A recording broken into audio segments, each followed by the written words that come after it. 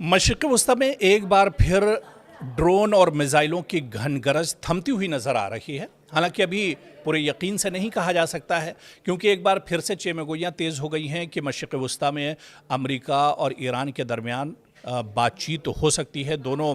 ममालिक जो हैं वो बातचीत की मेज़ पर आ सकते हैं। हालांकि जहां पर डोनाल्ड ट्रंप ने कहा है कि वो बातचीत करने के लिए तैयार हैं, लेकिन ईरान ने अभी तक ये वाज़ेह नहीं किया है कि वो बातचीत करने के मूड में है या नहीं, क्योंकि अभी भी ईरान दरअसल अमेरिका को शक की नज़र से देख रहा है।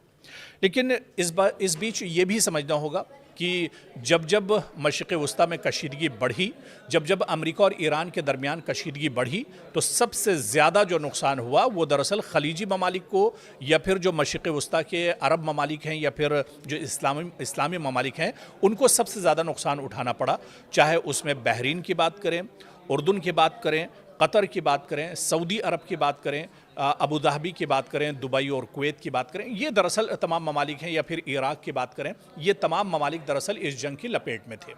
लेकिन जंग एक बार फिर से थमती हुई नज़र आ रही हैं, यानी जो एयर स्ट्राइक थी या फिर जो ड्रोन हमले हुए, अब ये हमले दरअसल रुकते हुए नज़र आ रहे हैं। लेकिन इस बीच जो खलीजी ममालिक हैं, इनमें नुकसान कितना हुआ, और अगर एक एक मुल्क का हम जायज़ा लें, और शुरुआत अगर हम कतर से करें कि कतर का नुकसान कितने बड़े पैमाने पर हुआ है। आप देखिए कि कई महीनों से जंग चल रही है। जब आपको याद होगा कि इज़राइल और अमेरिका ने मुश्तरका हमला सबसे पहले किया था, या और भी उससे पहले भी आप चले जाइए, जब ईरान पर इज़राइल ने अपने दम पर हमला किया था, उसके बाद मुश्तरका हमला इज़राइल और अमेरिका ने किया, फिर अमेरिका के साथ तीसरी बार एक तरह से ठन गई और अमेरिका और ईरान के दरमियान जंग चलती रही। तो मशरिक़ वस्ता पिछले कई महीनों से लगातार उथल पुथल का शिकार रहा है। तो ऐसे में कतर में कितना बड़ा नुकसान कतर को उठाना पड़ा है इस जंग में जो अमेरिका और ईरान के दरमियान हुई, इसका दरअसल हम सबसे पहले जायज़ा लेते हैं। क्योंकि ईरान और अमेरिका के दरमियान कशीदगी के दौरान कतर में मौजूद अमेरिकी अल उदैद एयरबेस पर ईरान के मिसाइल हमले ने पूरी दुनिया की तवज्जो अपनी जानिब मबजूल कर ली। लेकिन सबसे बड़ा सवाल यही कि आखिर इस हमले में कतर को कितना नुकसान हुआ, और क्या अमेरिका को वाकई बड़ा फौजी नुकसान उठाना पड़ा। क्योंकि कतर में ईरान ने कई हमले किए, ड्रोन के ज़रिए से, मिसाइल के ज़रिए से अमेरिकी एयरबेस को निशाना बनाया, अमेरिकी फ़ौजियों को निशाना बनाया, अमेरिका के कई जो अड्डे थे जहां पर अमेरिकी फ़ौजी रुके हुए थे उन्हें भी निशाना बनाया। तो दरअसल इसकी पूरी हकीकत को समझना होगा, क्योंकि आप अगर तारीख़ों में जाते हैं तो 23 जून 2025 को याद कीजिए, जब ईरान ने कतर में वाक़ अमेरिकी अल उदैद एयरबेस की जानिब मुताद्दिद बैलिस्टिक मिसाइल दागे थे। अल उदैद एयरबेस दरअसल मशरिक़ वस्ता में ईरान का सबसे बड़ा एयरबेस माना जाता है। यहाँ पर हज़ारों की तादाद में अमेरिकी फ़ौजी भी एक तरह से तैनात रहते हैं, और 2025 में अमेरिकी एयरबेस अल उदैद एयरबेस की जानिब ईरान ने बैलिस्टिक मिसाइल के ज़रिए से दरअसल हमले किए थे, और यह हमला अमेरिका की जानिब से ईरानी जौहरी तंसीबात पर कार्रवाई के जवाब में दरअसल ईरान ने किया था या दागा गया था। फिर वहाँ पर आप देखिए कि कतरी हुकाम के मुताबिक ज़्यादातर मिसाइल जो डिफेंस सिस्टम था उनका, उसने एक तरह से रोक लिए थे, और रास्ते में ही एक तरह से ईरान के हमले को तबाह कर दिया गया था, ईरान के जो ड्रोन थे या मिसाइल थे। लेकिन आप देखिए कि अल उदैद जो एयरबेस था, इसे काफ़ी ज़्यादा नुकसान पहुंचा था, और यहाँ से अपना जो ऑपरेशन था वो अमेरिका को दरअसल रोकना पड़ा था। अमेरिका ने भी इब्तदाई तौर पर जो मौक़िफ़ अख्तियार किया था कि हमले में कोई अमेरिकी फ़ौजी हलाक या ज़ख्मी नहीं हुआ, क्योंकि हमले से पहले एहतियाती इक़दामात किए जा चुके थे। ताहम बाद में जो ख़बरें सेटेलाइट के ज़रिए आई थी, उन्होंने चौंका दिया था, क्योंकि जिस तरह से मगरबी मीडिया या फिर अमेरिका के अपने जो सोर्सेज हैं, दरअसल वो अमेरिका के नुकसानात को शुरुआती तौर पर छुपाने की कोशिश करते हैं। अमेरिका दरअसल दुनिया को ये नहीं जाहिर करना चाहता है कि उसका जंग में कितना नुकसान हुआ है, किस तरह से। लेकिन बाद में जो सेटेलाइट की तस्वीरें आई थी, आपको भी बहुत अच्छे से याद होगा, 25 तारीख की जो 23 जून माफ़ कीजिएगा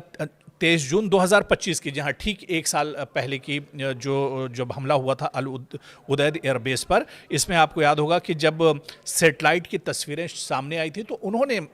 बिल्कुल ये साफ इशारा दिया था कि अल उदैद एयरबेस के एक हिस्से और ख़ास तौर पर एक रडार डोम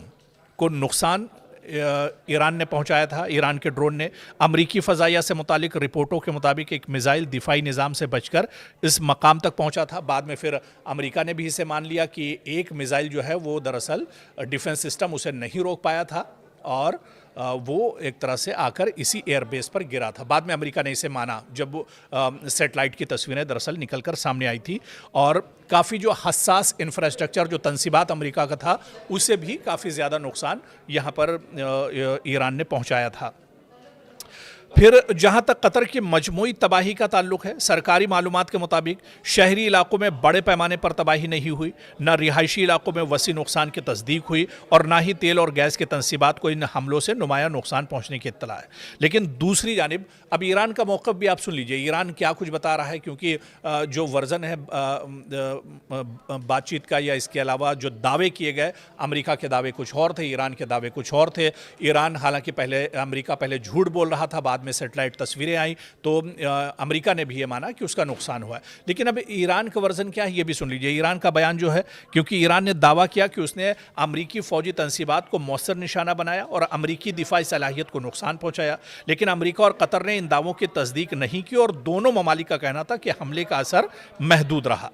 हालांकि जो एक्सपर्ट्स हैं और जो माहिरीन हैं जिन्होंने सैटेलाइट तस्वीरें भी देखी और ज़मीन पर सारी चीज़ें देखी, उन्होंने कहा कि इस हमले का असल मकसद शायद बड़े पैमाने पर जानी नुकसान पहुंचाना ईरान का मकसद नहीं था, बल्कि एक मजबूत सियासी और अस्करी पैगाम देना था। ईरान इस हमले के ज़रिए से दरअसल एक बड़ा मैसेज देना चाहता था कि मशरिक़ वस्ता में हम जहाँ चाहें वहाँ अमेरिका पर हमला कर सकते हैं, अमेरिका की तनसीबात और इंफ्रास्ट्रक्चर को हम तबाह कर सकते हैं। तो ईरान का मकसद ये नहीं था कि अमेरिकी फ़ौजियों को मारा जाए या उसके इंफ्रास्ट्रक्चर को तबाह किया जाए, लेकिन एक बड़ा मैसेज इसके ज़रिए से ईरान ने ज़रूर दिया था। एक मजबूत सियासी और अस्करी पैगाम दिया था ईरान ने कि ईरान अमेरिकी फ़ौजी अड्डों तक अपनी मिसाइल सलाहियत पहुँचाने की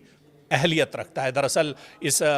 हमले के पीछे जो बड़ा मैसेज था वो यही था। तो कहीं ना कहीं कतर को भी काफ़ी नुकसान उठाना पड़ा था और जो कतर में कई बार आप देखिए जब जंग चल रही थी तो अलार्म बजने की ख़बरें भी आती रहती थी, या कई ड्रोन और मिसाइल जो अमेरिका के थे उन्हें ईरान के थे उन्हें दरअसल हवा में ही इंटरसेप्ट कर लिया गया। इसे तो कतर भी मानता है, यानी हमले ईरान ने किए और ईरान ने दिखा दिया कि मशरिक़ वस्ता में जहाँ जहाँ अमेरिकी तनसीबात हैं वो महफूज नहीं और वो अमेरिका के किसी भी एयरबेस पर, किसी भी अड्डे पर, किसी भी इंफ्रास्ट्रक्चर पर कभी भी दरअसल हमला कर सकता है। तो जो मशरिक़ वस्ता में अलग अलग ममालिक को नुकसान पहुँचा, अलग अलग रियासतों को नुकसान पहुँचा, अलग अलग शहरों को नुकसान पहुँचा, उनमें दरअसल कतर भी था। और कतर, क्योंकि कतर में अमेरिका का बहुत कुछ दांव पर लगा था, अल उदैद एयरबेस हो या फिर अमेरिकी एम्बेसी हो या अमेरिकी फ़ौजी हो, सभी एक तरह से ईरान के टारगेट पर थे, ईरान के निशाने पर थे और इसी वजह से ईरान ने जंग के बीच में कई बार कतर को निशाना बनाया था।